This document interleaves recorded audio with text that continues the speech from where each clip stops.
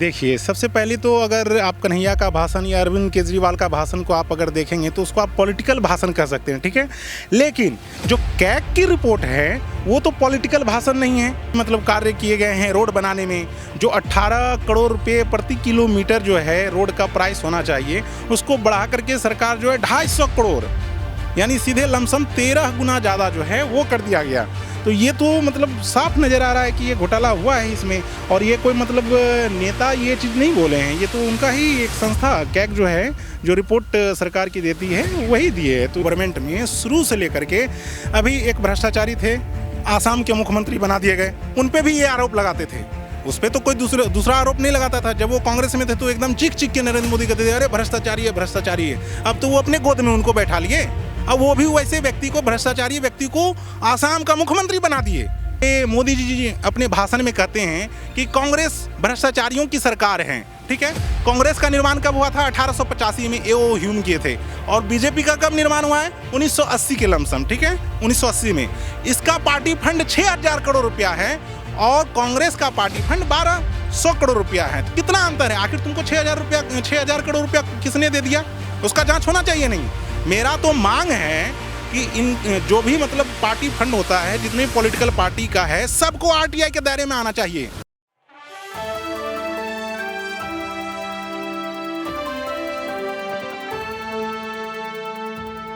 चुनाव नजदीक आते हैं और पार्टियां एक दूसरे पर आरोप और प्रत्यारोप लगाना शुरू कर देती हैं। चुनाव नज़दीक हैं, विपक्ष की पार्टियों ने भाजपा पार्टी के घोटालों को खोदना शुरू कर दिया। ये बताना शुरू कर दिया कि 9 सालों में देश के प्रधानमंत्री ने देश का क्या क्या बेच डाला। देश के प्रधानमंत्री ने अगर परिवहन के लिए कुछ काम किया है तो कितने घोटाले कर दिए। देश के प्रधानमंत्री ने अगर सड़क बनाई है, अगर कुछ इमारत बनाई है तो कितने घोटाले हो गए। यानी कि एक के बाद एक बड़े बड़े घोटाले विपक्ष की पार्टियां प्रेस कॉन्फ्रेंस के जरिए बताने का प्रयास कर रही हैं। अब इसमें कितनी सच्चाई है, कितना झूठ है, ये भी आप सभी को पता है, क्योंकि सीएजी की रिपोर्ट भी आ गई है। रिपोर्ट आने के बाद अरविंद केजरीवाल दिल्ली विधानसभा पहुंच गए, वहां पर भी खुलासा कर दिया, ये बता दिया कि मेहुल चौकसी या तमाम लोग जो भागे हैं वो भागे नहीं हैं, भगाए गए हैं। ये बता दिया कि अडानी की सेल कंपनियों में 20,000 करोड़ रुपए किसके हैं। राहुल गांधी ने भी लाल किले से ऐलान कर दिया था कि हमारे देश को चलाने का काम अडानी और अंबानी कर रहे हैं, प्रधानमंत्री कुछ नहीं कर रहे हैं। यानी कि आप समझ सकते हैं कि राजनीति घूम फिर के अडानी, मेहुल चौकसी तमाम लोगों पर आ रही है और ये बता रही है कि प्रधानमंत्री जो कर रहे हैं वह गलत कर रहे हैं, ये देश के साथ पक्षपात है। अब ये सब कुछ 24 को लेकर है या फिर सच्चाई को लेकर है, इसको जानने का प्रयास करेंगे कि आखिर लोग क्या सोचते हैं और सुप्रीम कोर्ट के वकील क्या सोचते हैं। क्योंकि ये कहा जाता है कि जो वकील होता है उसको इतना नॉलेज होता है कि वो चीज़ों को समझता है, परखता है, परखने की क्षमता अच्छी होती है। नमस्कार, आपके साथ मैं हूँ ऋतिक सबिता, स्वागत है आपका नेक्स्ट 9 न्यूज में। राजन कुमार हमारे साथ मौजूद हैं, इनसे जानने का प्रयास करेंगे कि जो लगातार अखबार भरे पड़े हैं खबरों से, घोटालों से, जो प्रेस कॉन्फ्रेंस लगातार की जा रही है विपक्ष की पार्टियों की तरफ से, उसमें कितनी सच्चाई है। घोटाले हुए हैं या घोटाले बिल्कुल भी नहीं हुए हैं। सर, आपका बहुत बहुत स्वागत जी, धन्यवाद। कैसे देखते हैं आप सीओजी की रिपोर्ट आना, जो है अरविंद केजरीवाल का दिल्ली विधानसभा में फिर से पोल खोल देना, सुप्रिया श्रीनेत की प्रेस कॉन्फ्रेंस, पवन खेरा की प्रेस कॉन्फ्रेंस, कन्हैया कुमार का भाषण, कैसे देखते हैं? लगातार राजनीति जो है अब कुर्सी के खेल में तब्दील होती नजर आ रही है। देखिए, सबसे पहले तो अगर आप कन्हैया का भाषण या अरविंद केजरीवाल का भाषण को आप अगर देखेंगे तो उसको आप पॉलिटिकल भाषण कह सकते हैं, ठीक है। लेकिन जो कैग की रिपोर्ट है वो तो पॉलिटिकल भाषण नहीं है, वो तो सरकार की ही एक संस्था है कैग, जो कि अपनी रिपोर्ट पेश की है कि गवर्नमेंट के जो भी मतलब कार्य किए गए हैं रोड बनाने में, जो 18 करोड़ रुपए प्रति किलोमीटर जो है रोड का प्राइस होना चाहिए, उसको बढ़ा करके सरकार जो है 250 करोड़, यानी सीधे लमसम 13 गुना ज़्यादा जो है वो कर दिया गया। तो ये तो मतलब साफ नज़र आ रहा है कि ये घोटाला हुआ है इसमें। और ये कोई मतलब नेता ये चीज़ नहीं बोले हैं, ये तो उनका ही एक संस्था कैग जो है, जो रिपोर्ट सरकार की देती है वही दिए है। तो इसमें तो एकदम निश्चिंत 100% घोटाला हुआ है ये नरेंद्र मोदी की सरकार के द्वारा, बीजेपी की सरकार के द्वारा। लेकिन अभी अरविंद केजरीवाल इस प्रश्न को लगातार विधानसभा में उठाते नजर आ रहे हैं कि मेहुल चौकसी की बात कर लो या कोई भी मोदी की बात कर लो, इनको भगाया नहीं गया है, ये भागे नहीं, भगाया गया है, ये बात माफ़ कीजिएगा, ये बात उन्होंने कही है। और राहुल गांधी की इसी शब्द पर मोदी संयम को लेकर जो है मानहानि का केस आपने देखा था। क्या आपको लगता है कि राहुल गांधी की बात अरविंद केजरीवाल की भी सदस्यता खत्म हो जाएगी, क्योंकि लगातार अब घेर रहे हैं? नहीं, अब ये अरविंद केजरीवाल का सदस्यता नहीं खत्म कर पाएंगे, अब मोदी जी घिर रहे हैं। मोदी जी जो है, बीजेपी सरकार गिर रही है, अब वो एक्सपोज हो रही है। बीजेपी गवर्नमेंट जो है धीरे धीरे एक्सपोज हो रही है जनता के सामने। सॉरी, अब जो है ये किसी भी नेता पे कार्रवाई नहीं कर पाएंगे, क्योंकि जो भी है इनका जो भी गलत कार्य है, भ्रष्टाचारी इनको बचाने का जो इनका बीजेपी गवर्नमेंट का तरीका है, एक तरफ किसी को बोलेंगे 70,000, इनमें देख लीजिए आप, शुरू से लेकर के बीजेपी गवर्नमेंट में शुरू से लेकर के अभी एक भ्रष्टाचारी थे, आसाम के मुख्यमंत्री बना दिए गए, उन पे भी ये आरोप लगाते थे। उस पर तो कोई दूसरा आरोप नहीं लगाता था। जब वो कांग्रेस में थे तो एकदम चीख चीख के नरेंद्र मोदी कहते थे, अरे भ्रष्टाचारी है, भ्रष्टाचारी है। अब तो वो अपने गोद में उनको बैठा लिए, अब वो भी वैसे व्यक्ति को, भ्रष्टाचारी व्यक्ति को आसाम का मुख्यमंत्री बना दिए। इसको आप क्या कहेंगे? इसको जनता क्या कहेगी? आखिर क्या मैसेज देना चाहते हैं प्रधानमंत्री? जितने भी भ्रष्टाचारी हैं आखिर भाग कैसे जाते हैं गवर्नमेंट के चंगुल से? आप तो गरीब, अगर जनता कुछ भी लोन लेती है तो गवर्नमेंट उसको पकड़ लेती है, बैंक वाला पकड़ लेता है। लेकिन जो बड़ा बड़ा नेता है, ये लोग, ये बड़ा बड़ा बिजनेसमैन है, ये लोग पैसा लेकर के भाग कैसे जाते हैं? इसलिए भाग जाते हैं क्योंकि ये लोग चुनाव में फंडिंग करते हैं, गवर्नमेंट को फंडिंग करते हैं।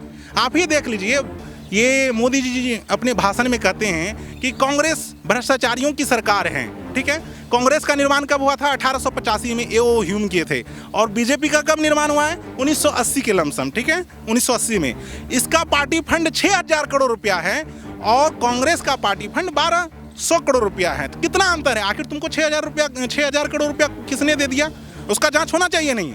मेरा तो मांग है कि इन जो भी मतलब पार्टी फंड होता है, जितनी पॉलिटिकल पार्टी का है, सबको आरटीआई के दायरे में आना चाहिए, क्योंकि सारे लोग चोर हैं। मैं एक को नहीं बोल रहा हूँ, सारे लोग करते हैं इस तरह का। तो कोई कुछ कम करता है, कोई कुछ ज़्यादा करता है। तो बीजेपी जो है एक्सेस कर रही है, तो एक्सेस करेगी तो एक तरह से गुबार जनता के अंदर जो रहता है वो तो फूटेगा ही सरकार पे।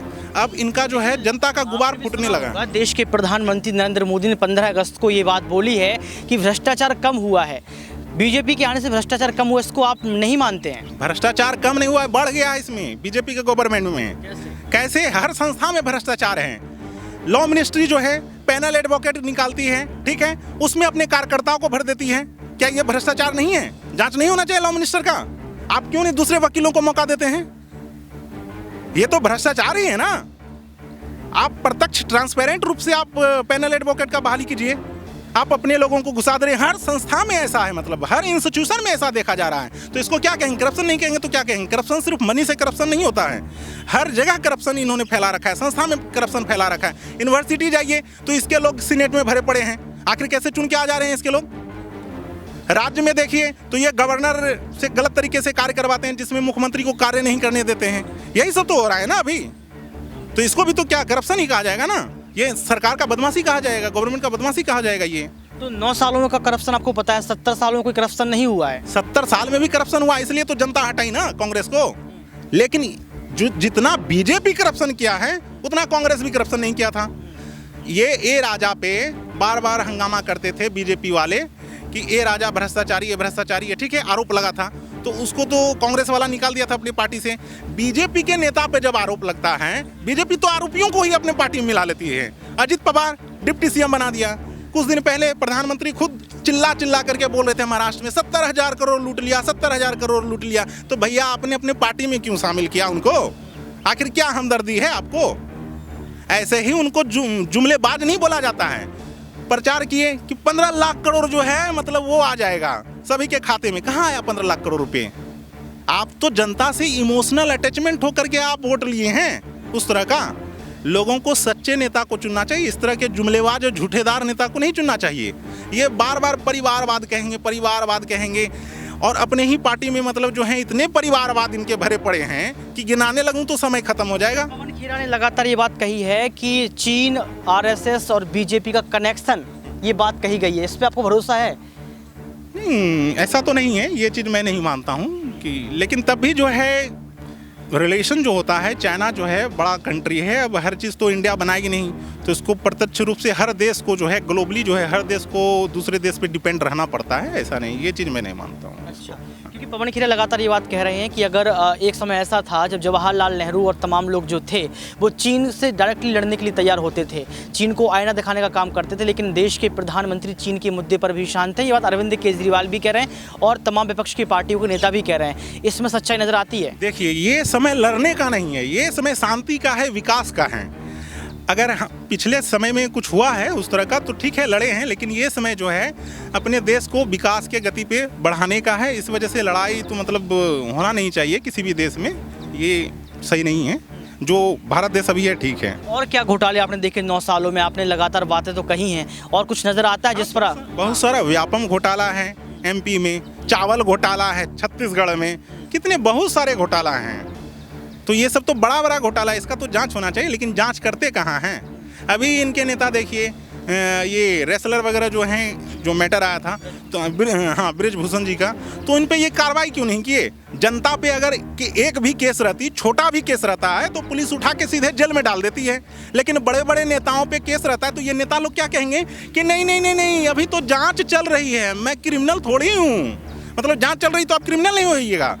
ऐसे नेताओं पे तो कम से कम चुनाव आयोग को 20 साल तक पाबंदी लगा देना चाहिए। आप अभी देख लीजिए, भोपाल की सांसद जो है, मतलब बीजेपी की है, ठाकुर जी, प्रज्ञा ठाकुर जी, वो क्या जमानत पे है, बरी तो नहीं हुई है। आप जमानत को क्या अपराधी आप नहीं मानिएगा? मतलब जिसको जमानत मिल गया वो अपराधी ही होता है ना, उसको बरी तो नहीं किया गया। आप जो क्रिमिनल है उसको आप निकाल के जमानत दिलवा करके आप लोकसभा संसद में भेज दें, तो ये क्या चीज़ है? प्रधानमंत्री को नोटबंदी करने से पहले तो ये कार्य करना चाहिए, जो क्रिमिनल टाइप के नेता आ रहे हैं उसको रोकने के लिए कानून बनाना चाहिए। नोटबंदी से तो काला धन वापस आया ना सर? नोटबंदी से काला धन कहाँ से वापस आ गया? RBI का रिपोर्ट है कि जितना नोट मतलब सर्कुलेशन में था उतना वापस आ गया, तो फिर ये भ्रष्टाचार कहाँ हुआ? आप हमको बताइए।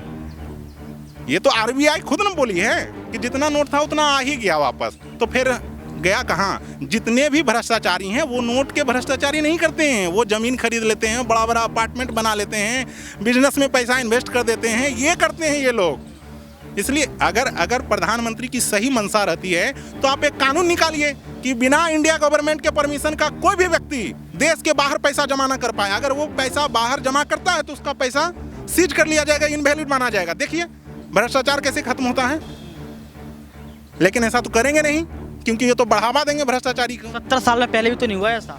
70 साल में नहीं हुआ तो अब तो चेंज होना चाहिए। हम 70 साल का रोना क्यों रोएंगे? हम तो अभी वर्तमान में जी रहे हैं ना। अब प्रधानमंत्री भी तो यही चीज कह के वोट मांगे थे 2014 में, तो अब क्यों नहीं करते हैं वो कार्य?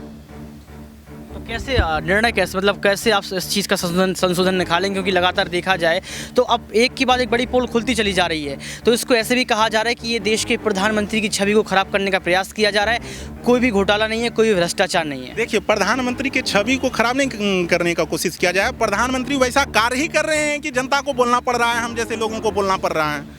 अगर प्रधानमंत्री के पहले जो नेता लोग हैं, सपोर्टर लोग हैं, वो क्या बोलते थे? 56 इंच का सीना, 56 इंच का सीना। आप बताइए मुझे, एक विश्वविद्यालय, पटना यूनिवर्सिटी आए थे ये कुछ समय पहले, मैं भी पटना यूनिवर्सिटी का ही स्टूडेंट हूँ, तो इनसे मांग किया गया था कि सर केंद्रीय विश्वविद्यालय का दर्जा दे दीजिए, लेकिन इन्होंने केंद्रीय विश्वविद्यालय का दर्जा ही नहीं दिया पटना यूनिवर्सिटी को। तो ये क्या 56 इंच का? प्रधानमंत्री होने के बावजूद आप एक विश्वविद्यालय को केंद्रीय विश्वविद्यालय का दर्जा नहीं दे पा रहे हैं, तो आपसे क्या उम्मीद किया जा सकता है कि ये पूरे भारत देश का विकास कर लीजिएगा? सबका साथ, सबका विकास, सबका विश्वास तो कह रहे हैं ना। कैसे सबका साथ सबका विश्वास कर रहे हैं? बिहार को विशेष राज्य का दर्जा नहीं दिए और ये कह रहे हैं बिहार में हम इतना सीट 20 सीट किस चीज पे आपको वोट देगा बिहार का जनता? क्या आपके चेहरे पे वोट देगा? क्या कार्य पे वोट दिया जाता है ना? आप तो वैसा कार्य ही नहीं कर रहे हैं कुछ भी, यानी कि घोटाले लगातार बढ़ते चले जा रहे हैं। हाँ, बढ़ते चले जा रहे हैं। इसको रोकने की भी जिम्मेदारी प्रधानमंत्री की और जनता की भी है। जनता को भी एक्सपोज करना चाहिए। जहाँ कुछ जगह जनता भी सम्मिलित हो जाती है, हाँ जल्दीबाजी में पैसा दे देती है, सर कर दीजिए कर दीजिए, ऐसा नहीं होना चाहिए। जनता को भी सजग होना चाहिए। देखिए, तो लगातार यहाँ पर घोटालों की बात की गई, चाहे वो कैग का घोटाला हो या फिर कोई भी घोटाला हो, उसमें रिपोर्ट लगातार आ रही। कैग की रिपोर्ट सामने आई, उसमें बताया गया कि कौन कौन से घोटाले हुए हैं, और राजन जी ने बताया भी है कि अगर ये घोटाले कम होंगे, भ्रष्टाचार कम होगा तो देश के लिए फ़ायदा होगा। अब देखना ये पड़ेगा कि देश के प्रधानमंत्री इन तमाम विपक्ष की पार्टियों के नेताओं को जवाब कैसे देते हैं, क्योंकि अरविंद केजरीवाल, पवन खेरा, सुप्रिया श्रीनेत, राहुल गांधी, तमाम लोग जो है एक के बाद एक बड़े घोटालों का खुलासा प्रेस कॉन्फ्रेंस के द्वारा करते हुए नजर आ रहे हैं। आज की इस खास रिपोर्ट में बस इतना ही। देखते रहिए नेक्स्ट 9 न्यूज़। कैमरामैन सुमित के साथ ऋतिक सविता।